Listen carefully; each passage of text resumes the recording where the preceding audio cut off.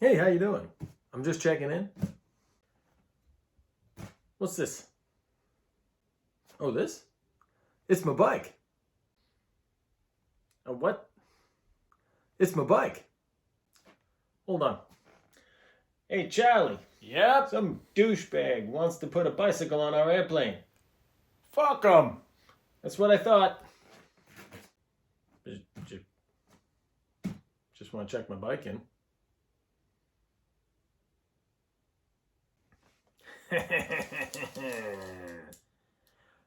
That'll be $150 each way. Sucker. Ah, the airlines. Once the glamorous adventure of the jet set, now largely crap. Welcome to part 2 of the 5-part series on traveling with your bicycle. And today we're going to talk about the airlines. But before we get into it, make sure you hit that like button and subscribe to the channel. It's the only way YouTube's algorithm will help share our bike content with other folks that love cycling worldwide. It's quick, it's easy, and it's calorie free. So help us out. So having been cooped up in my house for the better part of a year, and having just gotten through a winter, I really needed sunshine. El sol, di zona, sun. Desperately, completely, hopelessly needed sun. And I needed to ride my bike in the sun. And Tucson, Arizona, in March, rarely disappoints when it comes to that. So that's where I was headed. So recently, as you know, I went to... Will you fucking go lay down? It's my dog. Go lay down. You're clip-clopping around here. I can't do a video. Go lay down.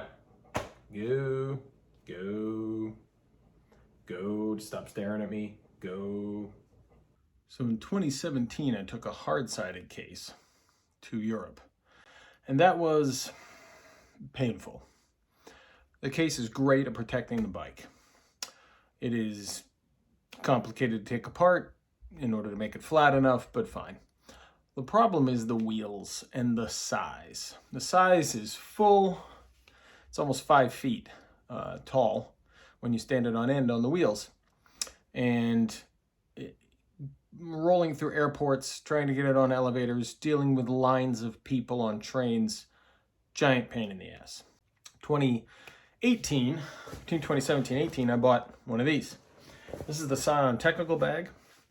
I wanted something that was more mobile. I saw this at the airport when I was coming back with my bike. It had 4 roller wheels on the bottom. You just pull it behind like luggage, and I was like, that's brilliant. It's not huge and cumbersome like mine. The bike stays largely intact. You don't have to do the handlebars and take them off like you do in a flat bag. All you basically take off is the wheels. They go inside on either side of the bag, and you're good to go. But for the airline, the other thing I was thinking about is it's soft, it's easy, it's lightweight, and it'll be easy for the airlines. And I'm just gonna, have to deal with the $150+ fee. So in 2019, when I came back, I was really kind of disgruntled at the whole experience with the bags, with the rollers, with the issues, and I started designing my own bag, which I have not completed yet. But it's going to solve all these problems I deal with bicycle travel. And one of them is rollers. These things and the casters, way too small for cobblestones, way too small for stairwells and stairs. Not small in terms of width, small in terms of clump, clump, clump, clump up the stairs. It's horrible. And especially if you have to go up 5 flights of stairs, as I've done a couple times for an Airbnb. But time crept up on me, and suddenly, COVID hits and everybody's busy staying home. But then this year, I decided I was going to travel again. So I wanted to pick up something for my moots, which was purpose-built for travel to avoid that $150 fee, which I think is just criminally stupid. So I bought this bag. Richie designs this bag for one of their portable bikes. And it was touted as having the exact dimensions to be 62 linear inches. Length, depth, and height. total combined cannot be more than 62 linear inches, as I've mentioned, for the airline. This is right at that. All right, so there are a few important things you want to remember when you're making the decision either to travel with your bike on the airline or to rent when you get there. First of which is the bag size. So, all US airlines and most international carriers have a 62 linear inch bag limit for your bike bag, or any bag for that matter, that goes in the cargo hold. 62 linear inches, that is the length, the depth, and the height added together.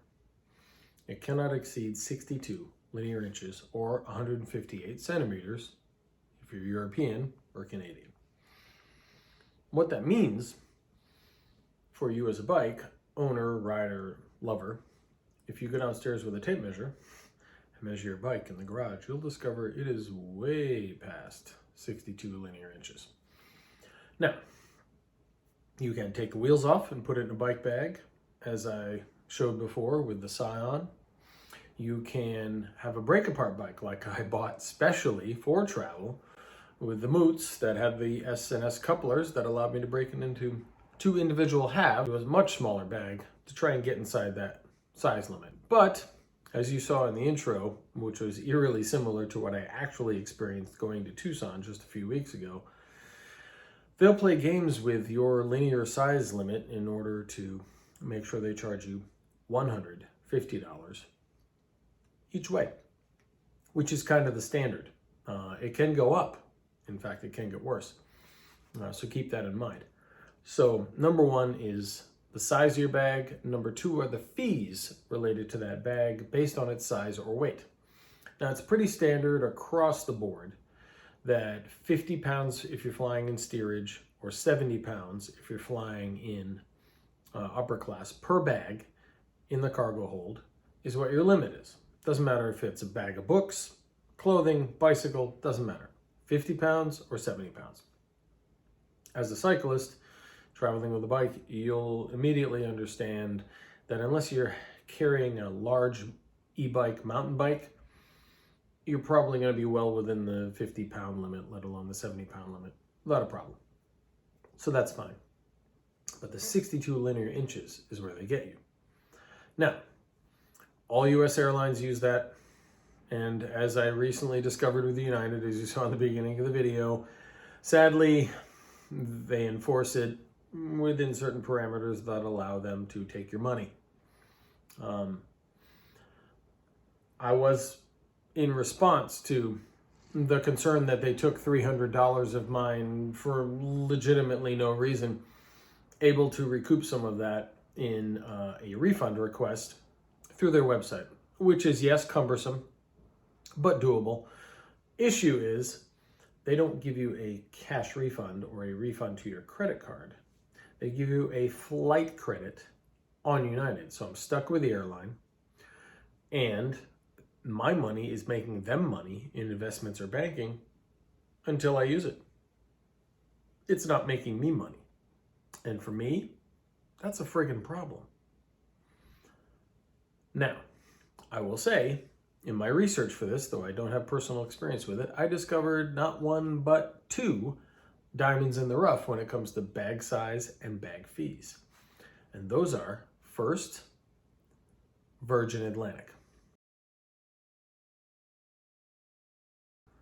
Thank you, Mr. Branson, for yet again being amazing. Virgin Atlantic utilizes a much larger bag policy, and they utilize it from economy classic up. So unless you're flying the really, really basic economy, you get that extra sized bag, still within the same weight limit, but the extra size bag, so you can use the Scion bag or whatever, no problem, for free on your international flight. Pretty impressive.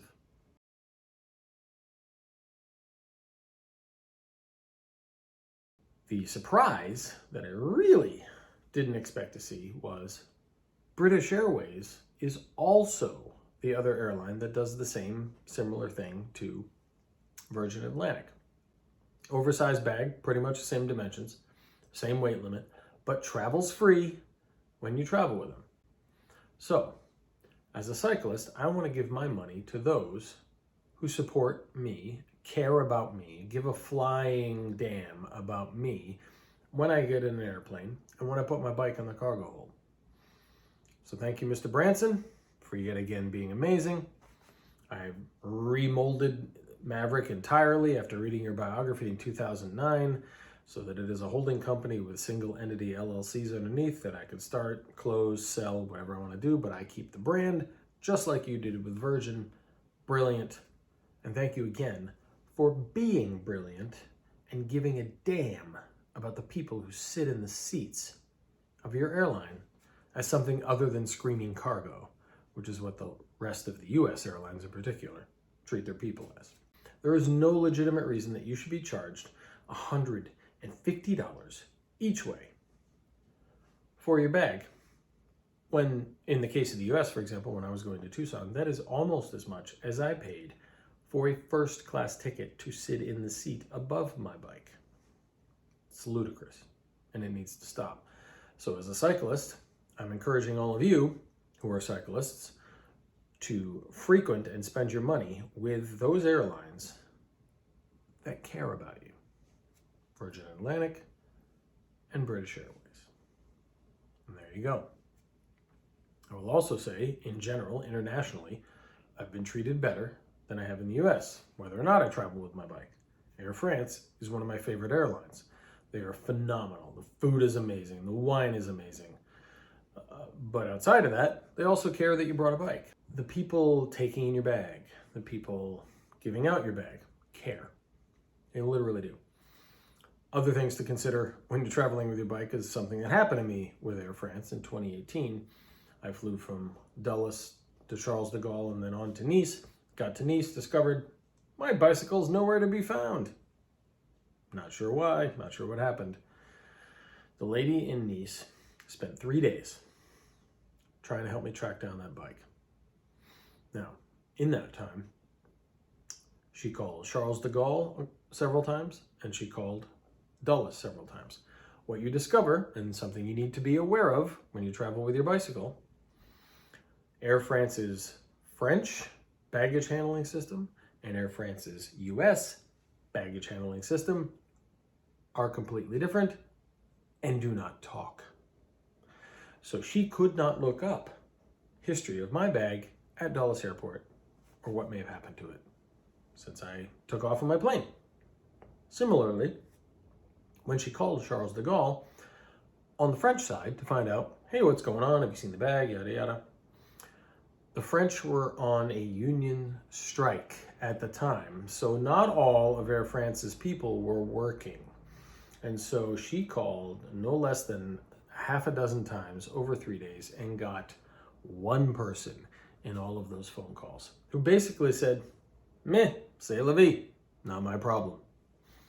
So you may have to deal with this as a cyclist if you decide to bring your bike and it gets lost. Now, I will say that she was persistent and wonderful in every way, and very apologetic.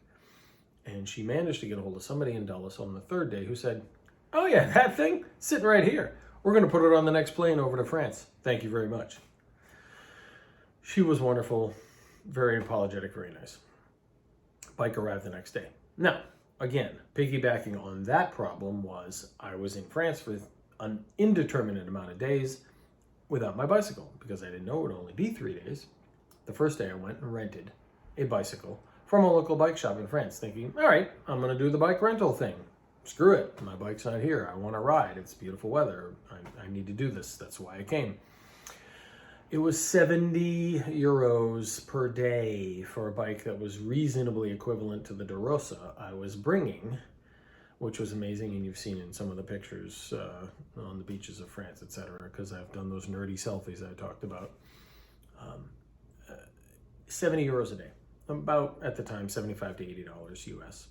A little more now because the exchange rate's not as good. That's really expensive, really quickly. Luckily, I only rented it for 2 days just to see what would happen. Thankfully, by the end of the second day, I knew the bike would be on its way on the third day, so I just returned it. But when you are renting overseas, you also have to consider certain things, such as, hey, if I decide to travel from town to town, can I take the bike with me? Or will Paris, where I rented it, tell me, no, no, no, monsieur, you must leave it here. You must go to Bordeaux and rent a new bike. That's entirely possible, and it's not unreasonable if they would say that. Would you want your bike that you rented to someone traveling all over France willy-nilly with no idea whether or not you'd ever see it again? So that's something to consider. When I went in the past and I city hopped from Paris to Bordeaux to Toulouse to Nice following the tour and then coming back to Paris to take off and go home for the end of the Tour de France, I brought my own bike on purpose for that specific reason. I started doing the research to talk about renting and it became really painful really quickly. So I said, screw it, I'm just going to pay the fee and take my bike. And in that case, everything worked out fine. It was wonderful. But these are things to consider when you decide whether you're going to take your bike or rent a bike. I would say in the US, it's largely a toss-up. It's cheaper, clearly, and easier not to have to worry about putting your bike on a plane. But when you get up in the higher-end bikes, it may not be so cheap anymore.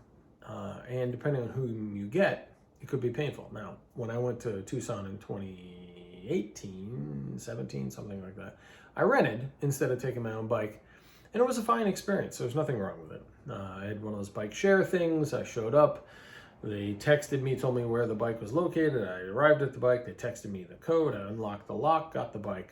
No problem at all. All I had to bring was my helmet, my shoes, and my pedals. And that was it. I could have ridden flat pedal if I wanted to, but I decided to bring my own. And the bike was good. There was nothing wrong with the bike. It was fine. It was Specialized, I think. Wasn't fit to me. And that becomes important, and we'll talk about that in future episodes, how important the fit is. But in general, it was a fine experience and not terribly expensive. So it's an option, particularly in the US, where you have all this pain of trying to get your bike somewhere because the US airlines are just so horrible at giving a damn about you, let alone you and your bicycle. So in conclusion, it's a choice of whether you want to bring your bike or rent a bike. In the US, probably a toss-up. Overseas, I would highly recommend, if you have the desire, go ahead and bring the bike. There is so much joy in taking your bike that's fit to you around exotic places and taking nerdy selfies with it like I do. Why? Because it's kind of like taking my best friend on holiday with me. It really is. I'm on that bike so much, 5, 6, 7,000 miles a year. It's just joy. I get to ride in these amazing places. I get to see amazing things. I get the smells, the people, the moments, the sun, the warmth, everything about it. And I'm on my bike, traveling along with my best friend, getting these nerdy selfies, and it's a blast. I gotta say, it's great. I so much recommend it if you have the time and the desire. These videos are just to make sure you understand the potential pitfalls, because outside of the airlines, we're going to talk in the future about travel through train stations and on trains and elevators or lack thereof and stairwells and things. We're going to talk about all that in the 5 episodes that make up traveling with your bike on the Maverick Cyclist. But that doesn't mean you should let it deter you. So come on, let's ride. Here's to you, our fans, and folks who make this possible and come and watch me make these nerdy videos every week. Love your bike, love your time. Thank you for being part of this, and let's get out there and ride. And don't forget to pick up your SCHWAG from this episode or any of our episodes at the Maverick Store. Consider supporting the channel by becoming a Patreon so we can share more bike love worldwide. If you do, you'll be automatically entered in periodic raffles of bicycles from my collection.